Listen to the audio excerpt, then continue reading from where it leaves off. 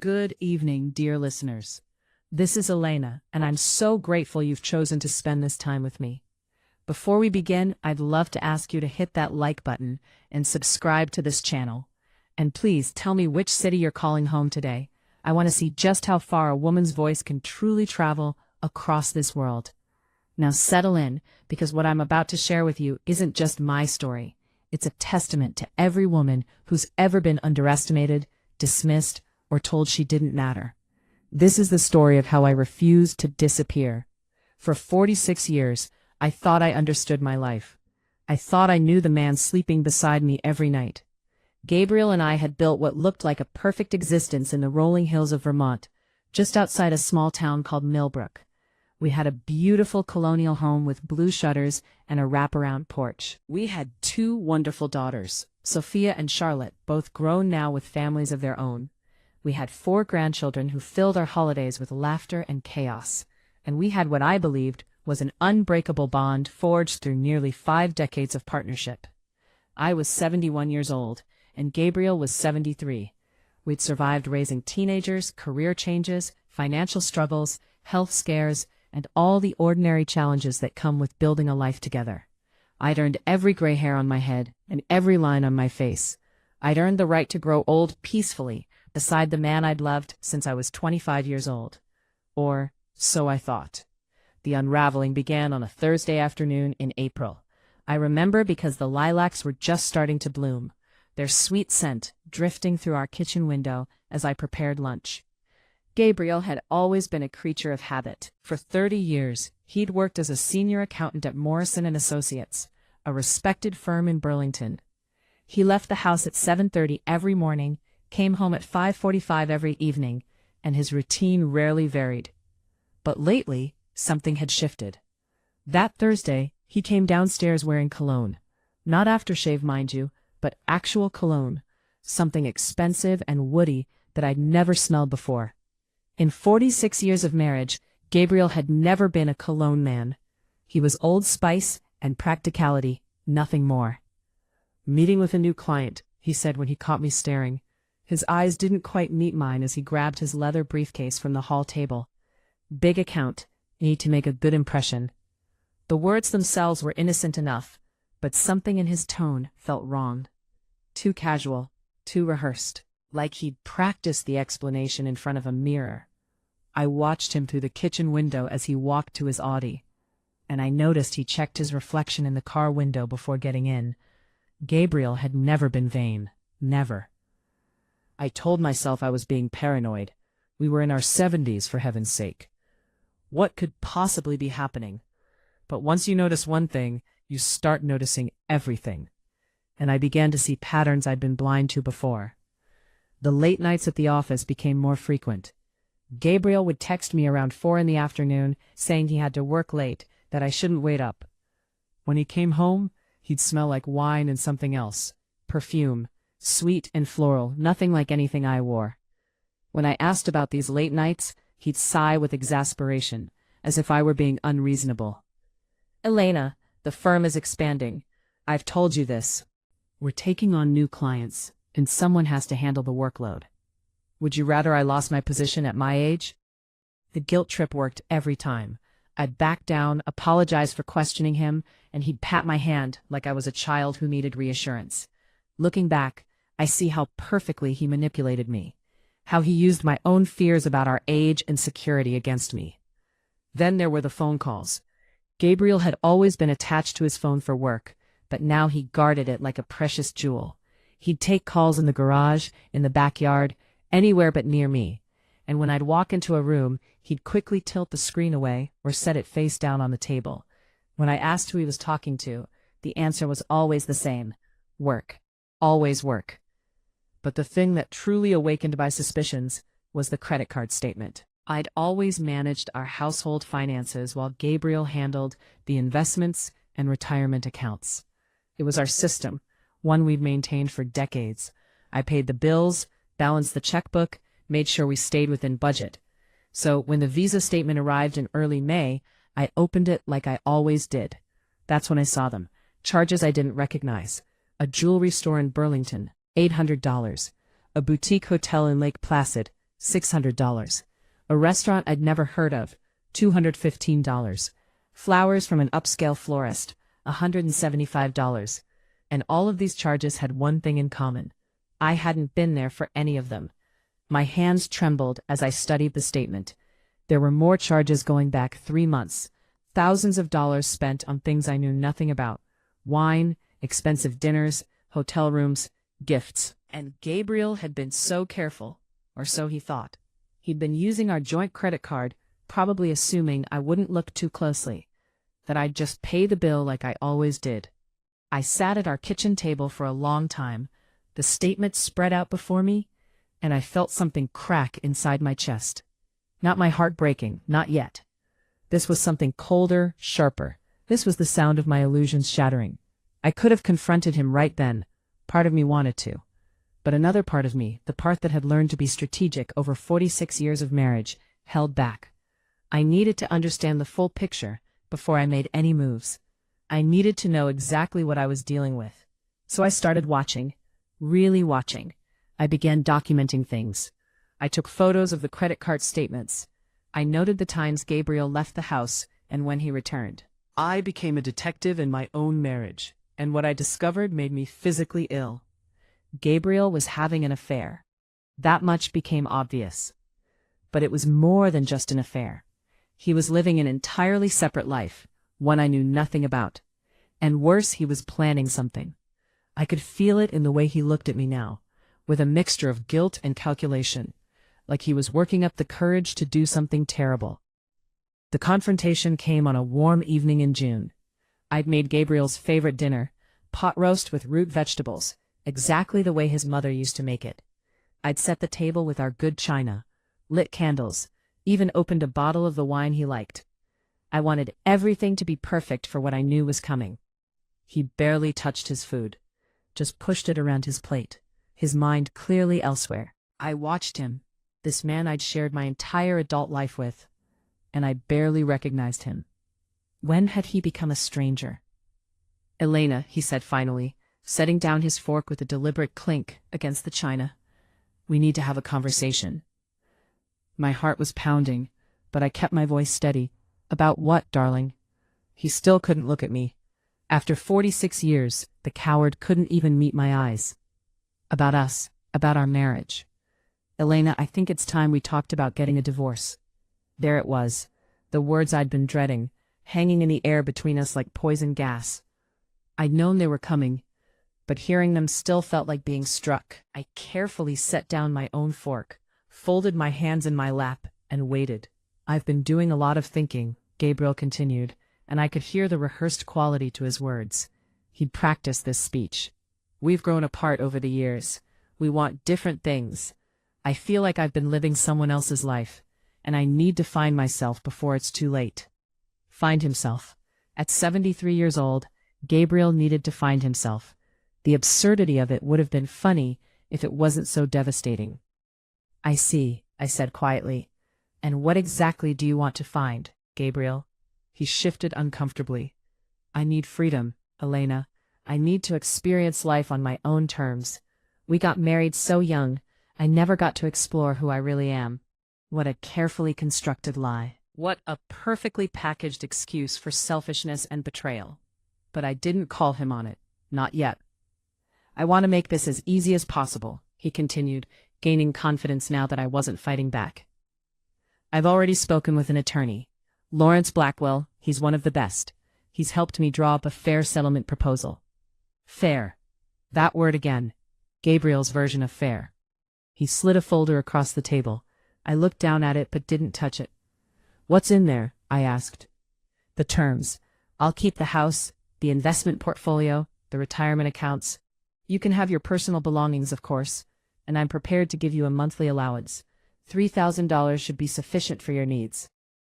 $3,000, after 46 years of marriage. After raising his children, managing his household, supporting his career, sacrificing my own dreams so he could chase his. $3,000 a month and my jewelry box. That was what Gabriel thought I was worth. "Everything is in your name," I said slowly. "The house, the accounts, the investments." "Well, yes." He had the grace to look uncomfortable. I was always the primary earner. It made sense to keep everything in my name for tax purposes. You understand? Oh, I understood. I understood perfectly. Gabriel had spent 46 years making sure I had no legal claim to anything we'd built together, and now he was going to use that against me. I need time to think about this, I said. His jaw tightened. Take a week, Elena, but I'm not changing my mind. And honestly, fighting this will only make things harder for both of us. Lawrence says this is a very generous offer. More generous than most women in your position would get. Most women in my position. Elderly, financially dependent, with no career to fall back on. He was right, and he knew it. And he was counting on me being too scared, too defeated, too old to fight back. That night after Gabriel went to bed, I sat at the kitchen table and took stock of my life. 46 years of marriage. 2 daughters I'd raised primarily on my own, while Gabriel climbed the corporate ladder.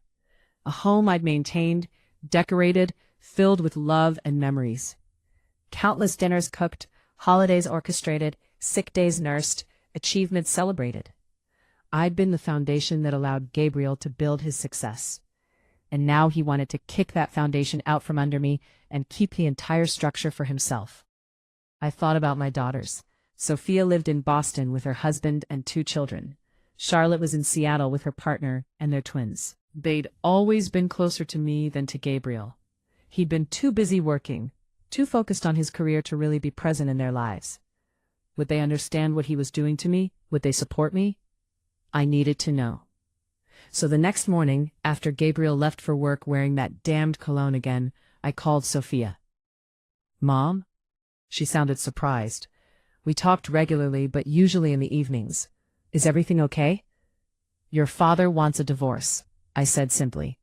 Silence. Long, shocked silence. Then, what? Mom, no, that can't be right. Dad wouldn't. He would. He did. He told me last night. I could hear her breathing, processing. But why? What happened? Did you 2 have a fight? He just decided he needs to find himself. I couldn't keep the bitterness out of my voice.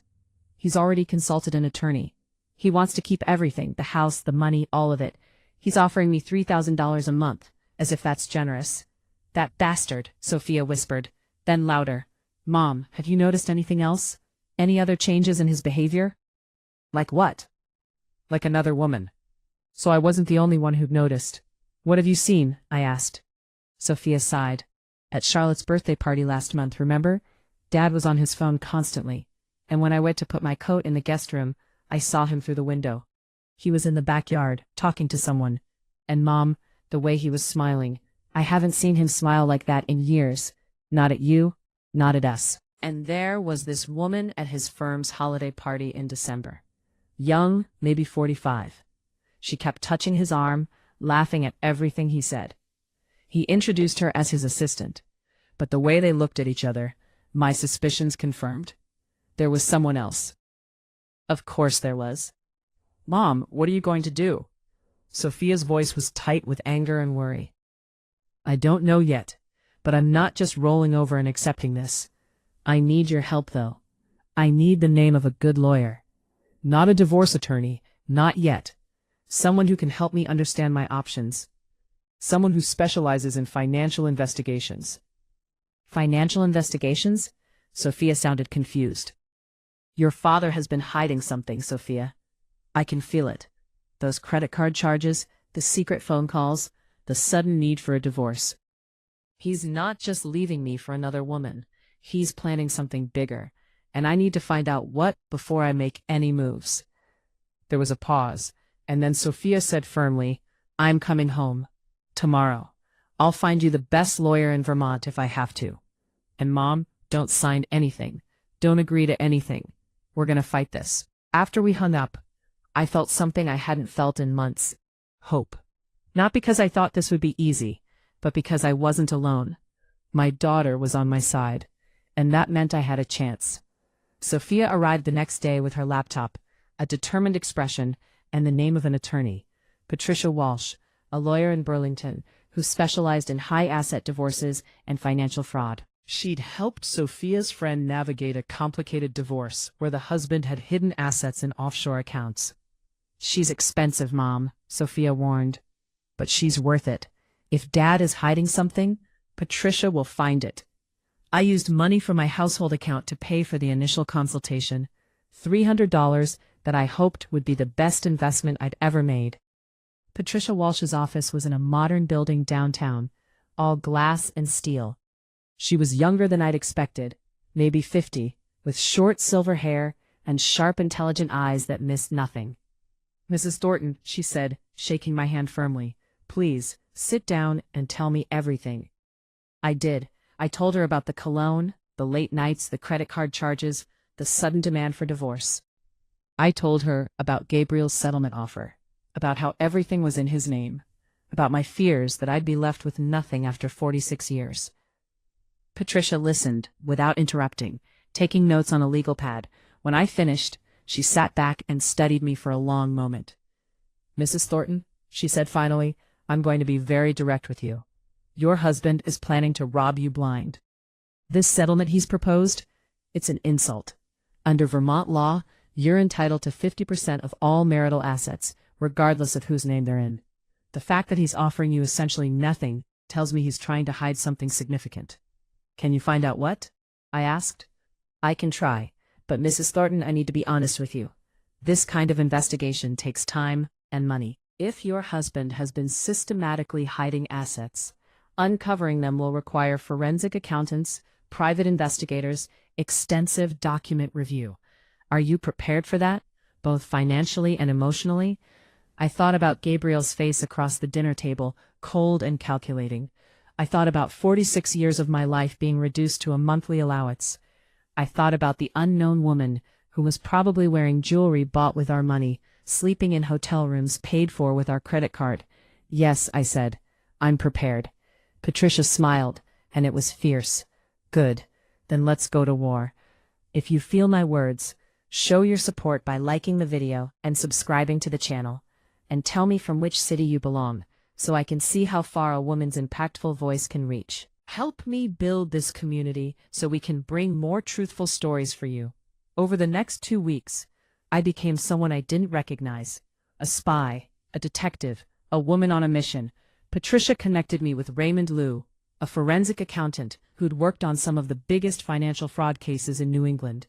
Together, we began piecing together the puzzle of Gabriel's financial life. I photographed every document I could find in Gabriel's study. Bank statements, investment records, tax returns going back 5 years. I forwarded emails from his computer when he left it unlocked. I noted every phone call, every late night, every unexplained absence. I felt guilty at first, invading his privacy like this, but then I'd remember his face when he told me I could keep my jewelry, and the guilt would evaporate. Raymond found the first irregularity within 48 hours. "Thornton," he said over the phone, his voice tight with controlled excitement. "Does the name Cascade Holdings mean anything to you?" "No," I said. "Should it?" "Your husband registered it as an LLC 3 years ago.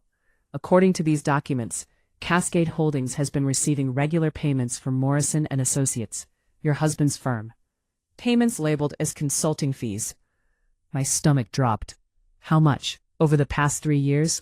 "Approximately $450,000. $450,000. Money I'd known nothing about. Money that should have been ours, but had been funneled into some secret company Gabriel controlled." "There's more," Raymond continued. "I found evidence of other transfers. Money moving from your joint investment accounts into Cascade Holdings. Small amounts, 5,000 here, 10,000 there. Spread out over time so you wouldn't notice. Mrs. Thornton, your husband has been systematically moving marital assets into this shell company for years.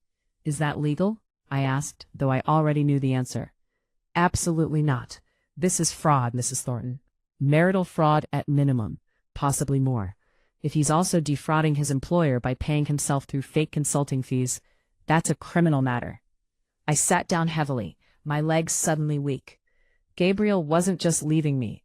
He'd been planning this for years, carefully moving our money where I couldn't touch it, setting himself up for a clean getaway while leaving me with nothing. "What do we do?" I asked. We keep digging, Raymond said. And we document everything.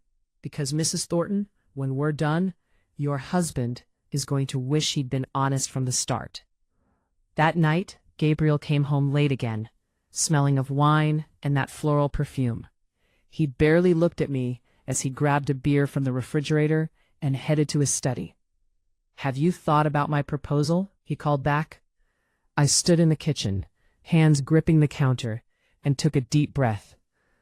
"I'm still considering it." "Don't take too long, Elena." His voice was casual, but I heard the edge beneath it. "The offer expires at the end of the month. After that, things might get more complicated." Was that a threat? I studied his back as he walked away, this man who'd shared my bed for 46 years, and I realized I didn't know him at all. Maybe I never had. The next breakthrough came from an unexpected source. Charlotte called me 3 days later, her voice urgent. "Mom, I found something. Remember how you said Dad has been acting weird? Well, I decided to do some digging on social media. There's a woman named Vivienne Moreau. She works at Dad's firm as a senior associate.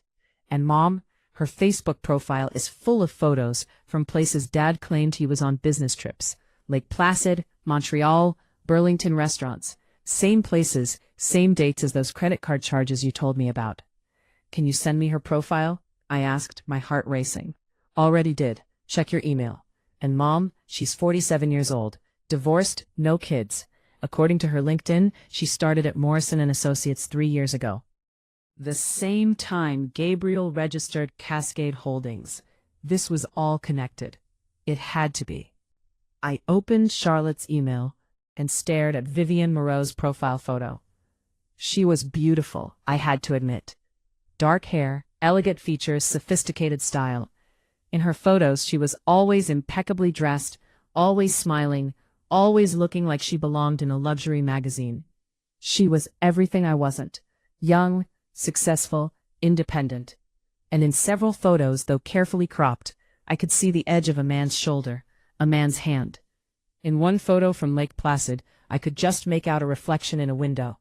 Gabriel's face, smiling at her with an expression I hadn't seen in years. I sat there staring at that photo for a long time, and I felt something shift inside me. The last remnants of my old life, my old self, crumbled away. I wasn't the naive wife anymore. I wasn't the woman who believed in happy endings and forever love. I was someone new, someone harder, someone who understood that nice women finish last and trusting hearts get broken. Fine. If Gabriel wanted to play games, I'd play.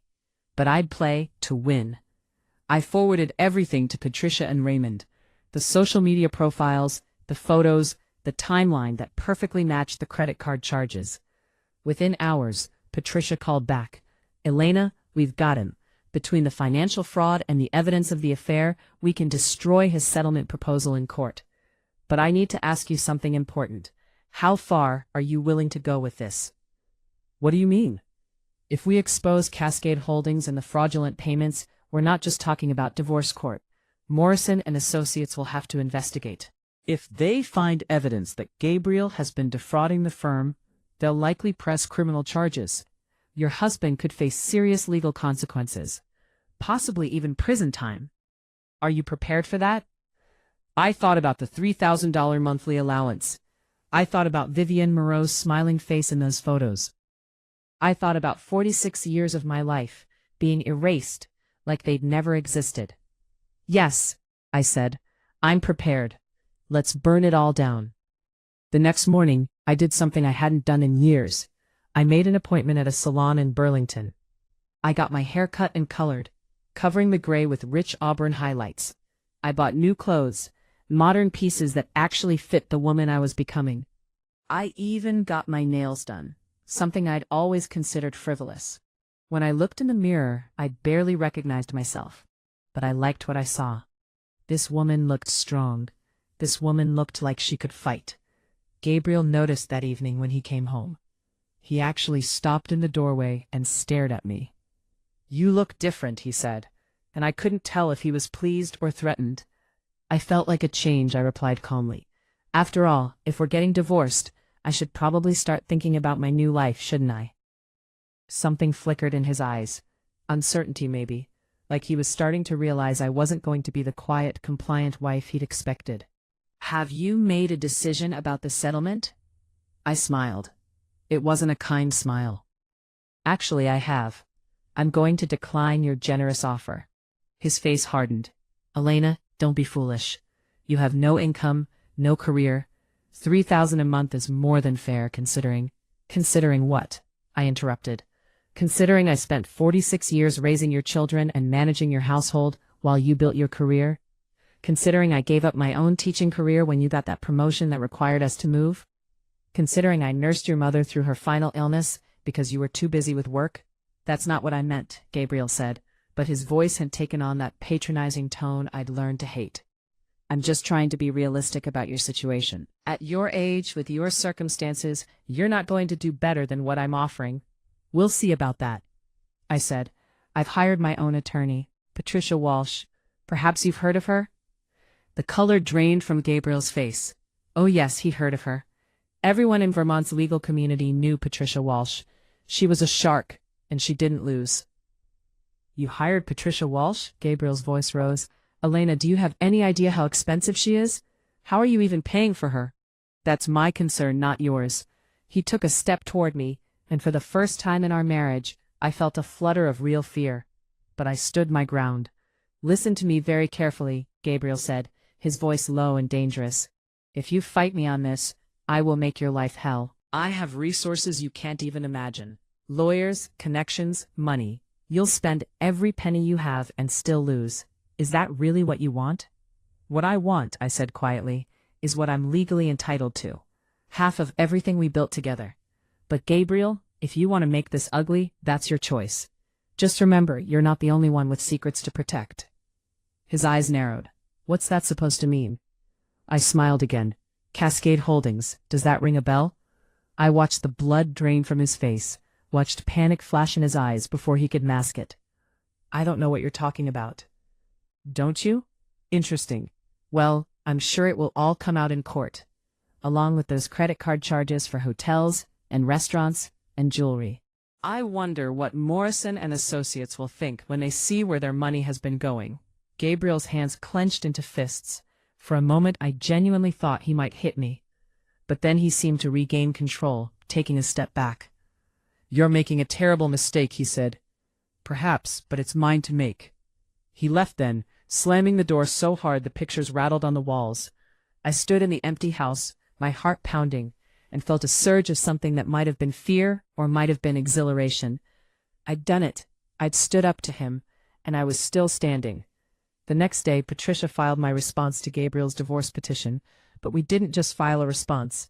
We filed a counterclaim alleging fraud, concealment of marital assets, and adultery. We also filed motions to freeze all accounts, including Cascade Holdings, pending a full forensic audit. And then we waited for the explosion. It came faster than I'd expected. That very afternoon, Gabriel's attorney, Lawrence Blackwell, called Patricia in a rage. I sat in her office listening on speakerphone as he shouted about frivolous claims and harassment and how dare we make such outrageous allegations. Patricia waited until he ran out of steam, then said calmly, "Lawrence, I have bank records showing systematic transfer of marital funds into an LLC registered in Mr. Thornton's name alone. I have credit card statements showing thousands of dollars spent on hotel rooms and gifts. I have photographic evidence placing Mr. Thornton with his mistress in multiple locations. Which part of our claim exactly do you find frivolous?" "Then we'll see you in court." "Looking forward to it," Patricia said, and hung up. She turned to me with a satisfied smile. "That went well." "Did it?"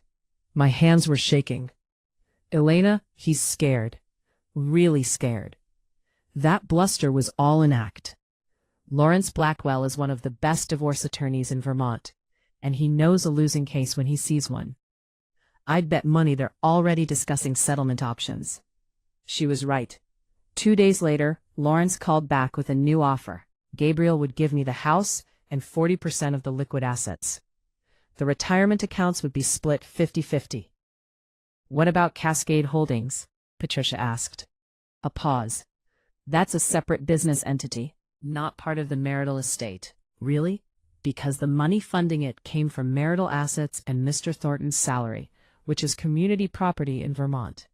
We can prove it, Lawrence, in court, in front of a judge, and possibly in front of Morrison and Associates Board of Directors, if we need to subpoena their financial records. Another pause, longer this time. I'll talk to my client. After he hung up, Patricia leaned back in her chair. They're panicking. The mention of Morrison and Associates did it. They know if we expose this, Gabriel doesn't just lose the divorce case. He loses his job, his reputation, possibly his freedom. Good, I said and meant it. But Gabriel wasn't done fighting. That evening I got a visit I hadn't expected. The doorbell rang just as I was making dinner, and when I opened it, there she was, Vivian Moreau in person, looking even more polished than her photos.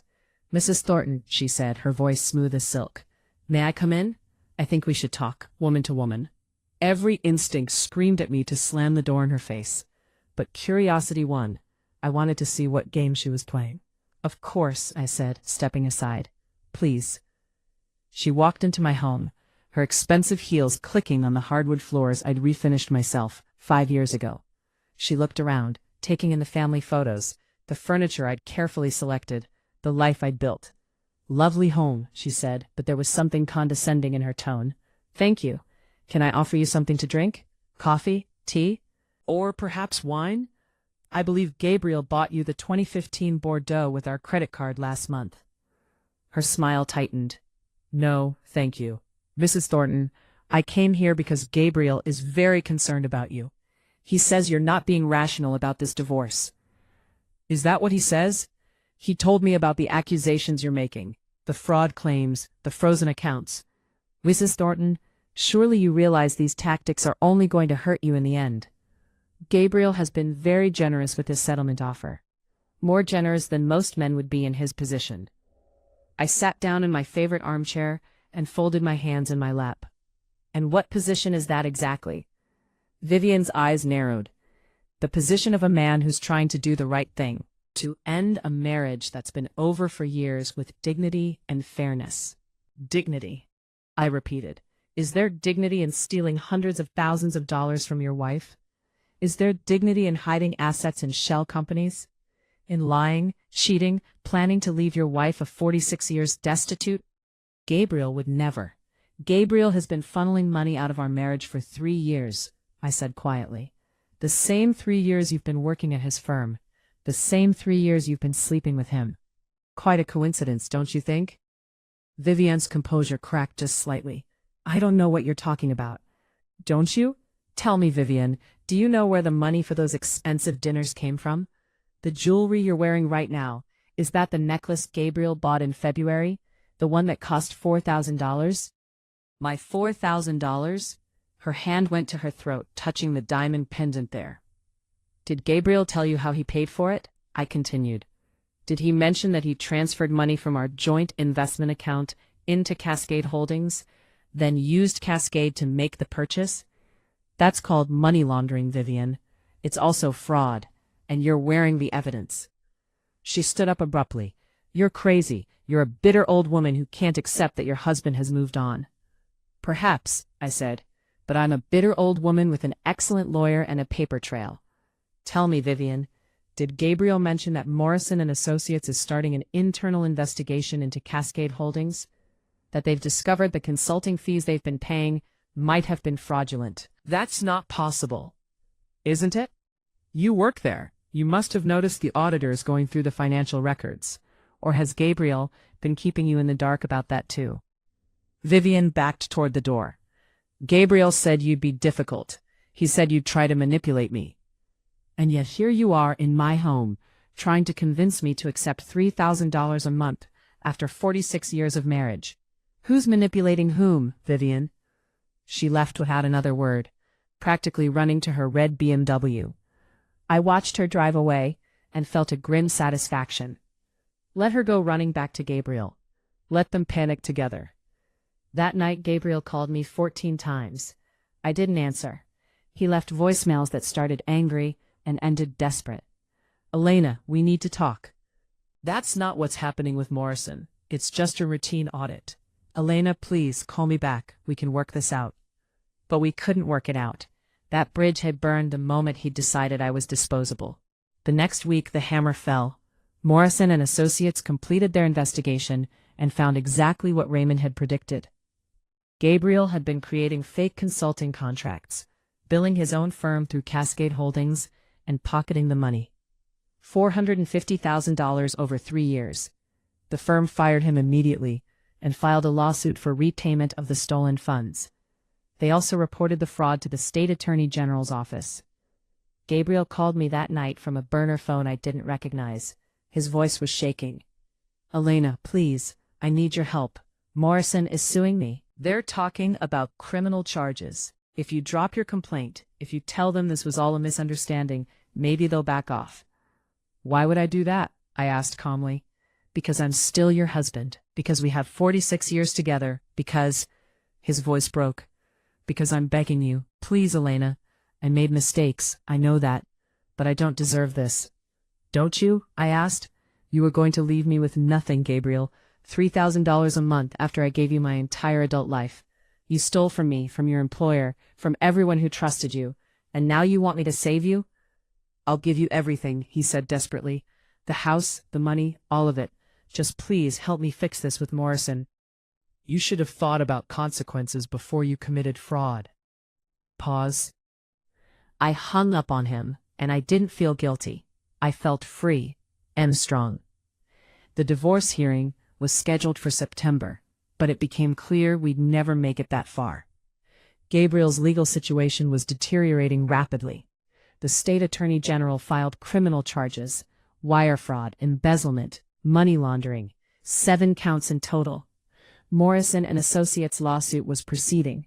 Gabriel had to hire a criminal defense attorney, which meant he could barely afford his divorce lawyer anymore. M. Strong. Lawrence Blackwell called Patricia in early August with a new settlement proposal. Gabriel would give me everything: the house, 75% of all remaining assets, the retirement accounts. He'd waive spousal support obligations. M. Strong. He just wanted it over. What do you think? Patricia asked me. I thought about Gabriel's face when he told me I could keep my jewelry. I thought about Vivian Moreau standing in my kitchen, calling me bitter. I thought about 46 years of partnership being reduced to pocket change. I think, I said slowly, that 75% isn't enough. I want everything. The house, the accounts, the investments, all of it. He can keep his clothes and his car. That's it. Patricia raised her eyebrows. Elena, that's aggressive. A judge might not award you 100%. Then let's go to trial. Let Gabriel explain to a judge why he deserves anything after stealing from me for 3 years. I was hoping you'd say that. But we never made it to trial. 2 weeks before our court date, Gabriel's criminal case went to a grand jury. They indicted him on all 7 counts. If convicted, he was looking at 10 to 15 years in federal prison. Suddenly, the divorce became the least of his problems. His new offer came through Lawrence Blackwell, who sounded exhausted. Mrs. Thornton gets everything. The house, all marital assets, retirement accounts, everything except Mr. Thornton's personal effects. In exchange, she agrees not to pursue any further claims and to cooperate with his criminal defense if called as a witness. The cooperation clause is reasonable, but I want it in writing that Gabriel admits to the fraud, to the affair, and to the attempt to defraud Elena of her marital property. He'll never agree to that. Then we'll see him in court, and Elena will testify at his criminal trial about every detail of his fraud. How he hid money, how he planned to leave her destitute, all of it. I'm sure the prosecutor would love her testimony. Silence. Then, I'll talk to my client. Gabriel agreed to everything. The admission of fault, the transfer of all assets, everything. The final divorce decree was signed on a rainy Tuesday in late September. I didn't attend. I didn't need to. Patricia handled it all.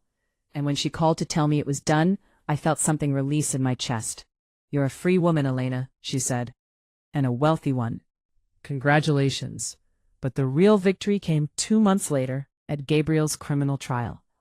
I did testify, just as I'd promised. I sat in that witness box and told the truth about everything. The hidden accounts, the transfers, the fake consulting fees. I told them about the credit card statements, about Vivian Moreau, about Gabriel's plan to leave me with nothing. The jury convicted him on all counts. The judge sentenced him to 8 years in federal prison and ordered full restitution to Morrison and Associates.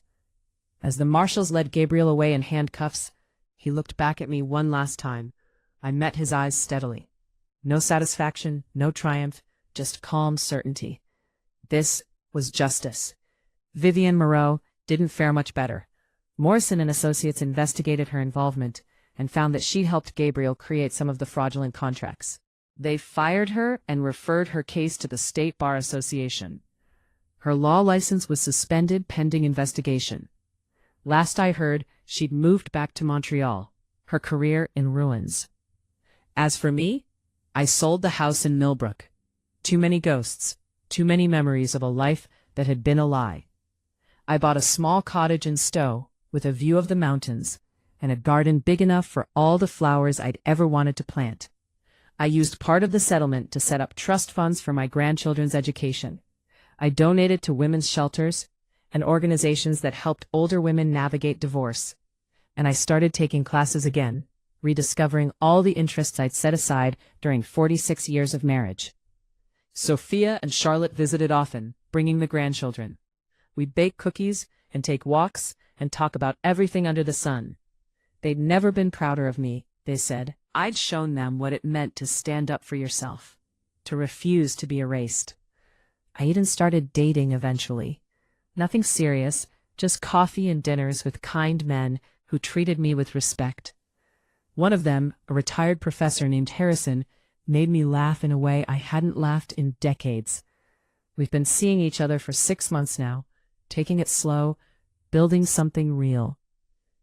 Life is good, better than good. At 72 years old, I've discovered who I really am outside of being Gabriel's wife.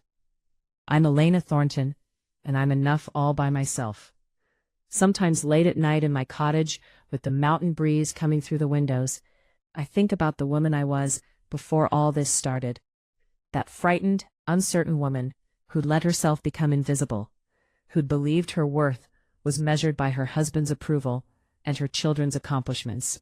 That woman is gone, and I don't miss her. In her place is someone stronger, someone who learned that it's never too late to fight for yourself, never too late to demand what you're worth, never too late to start over. I keep in occasional contact with Patricia Walsh, who's become something of a friend. She tells me I inspired her to take on more cases like mine, women in their 60s and 70s being discarded by husbands who think age makes them powerless. She wins most of those cases, and every time she does, she sends me a text, another one for Team Elena. Raymond Liu, the forensic accountant, sometimes calls to ask if I'd be willing to talk to his other clients, women who are scared and overwhelmed by the financial complexity of divorce. I always say yes. I tell them what I learned, that knowledge is power, that documentation is everything, that they're stronger than they know. My daughters have become fierce advocates for women's financial independence. Sophia started a blog about the importance of women maintaining their own accounts and credit histories even in marriage. Charlotte volunteers at a legal aid clinic, helping low-income women navigate divorce. They both credit my story with opening their eyes to how vulnerable women can be when they trust completely. As for Gabriel, he served 5 years of his 8-year sentence before being released on parole. I heard he's working as a night shift manager at a warehouse, living in a small apartment on the outskirts of Burlington. His accounting license was permanently revoked. His reputation is destroyed. Everything he spent his life building is gone. I'm not glad about his suffering, but I'm not sorry either. He made his choices. Now he lives with them, just like I live with mine. I'm writing this from my garden, where the late afternoon sun is painting everything gold. Harrison is coming over for dinner tonight, and I'm making my grandmother's lasagna recipe. Tomorrow, Sophia arrives with the grandchildren for a long weekend. Next week, I'm starting an art class at the community center. My life is full in ways it never was during those 46 years of marriage. Full of friendship and laughter and possibility. Full of purpose and independence and joy. Full of me. So what did I learn from all of this? I learned that strength doesn't always look like fighting. Sometimes it looks like patience, careful planning, strategic waiting. I learned that you're never too old to stand up for yourself, to demand justice, to refuse to disappear. I learned that the skills we develop as wives and mothers and homemakers, those supposedly trivial domestic skills, are actually powerful tools. Organization, attention to detail, long-term planning, resource management. Those are the skills that helped me win. Most importantly, I learned that my worth isn't determined by my relationship status, or my age, or what someone else thinks of me. My worth is inherent, unchangeable, mine alone to define. If you're listening to this and you're facing something similar, if you're being told you're too old, too dependent, too powerless to fight back, please hear me. You're not. You're stronger than you know. You're more valuable than they want you to believe, and you deserve so much better than crumbs. Document everything. Find good lawyers and accountants and friends who believe in you. Trust your instincts. When something feels wrong, it probably is. And never ever sign away your rights because someone tells you it's the best you can do. You deserve half. You deserve respect. You deserve dignity. And you deserve a future you choose for yourself. Before I close, I want to say this. If you feel my words, show your support by liking this video and subscribing to the channel. Tell me from which city you belong so I can see how far a woman's impactful voice can reach. Help me build this community so we can bring more truthful stories for you. Stories that matter. Stories that might help someone somewhere realize they're not alone. I get letters sometimes from women who've heard my story.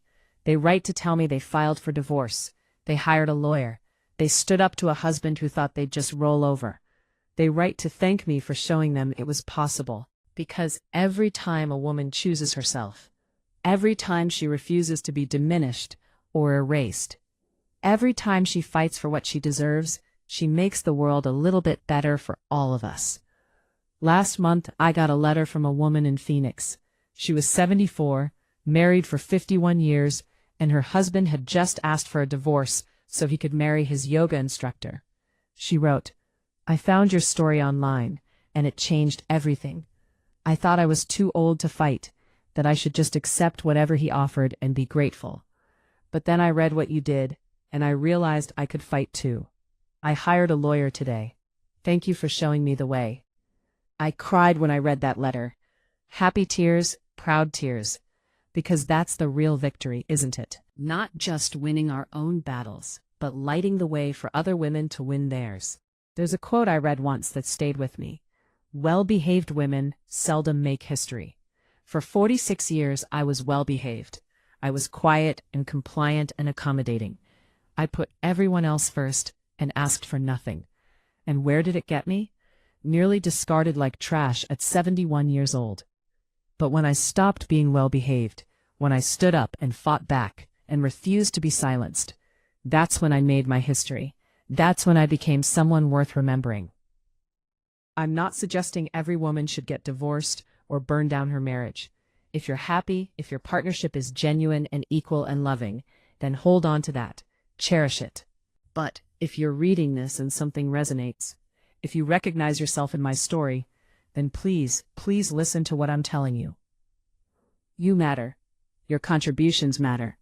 The life you've built matters. And you don't have to accept being erased. I often think about that night when Gabriel first told me he wanted a divorce.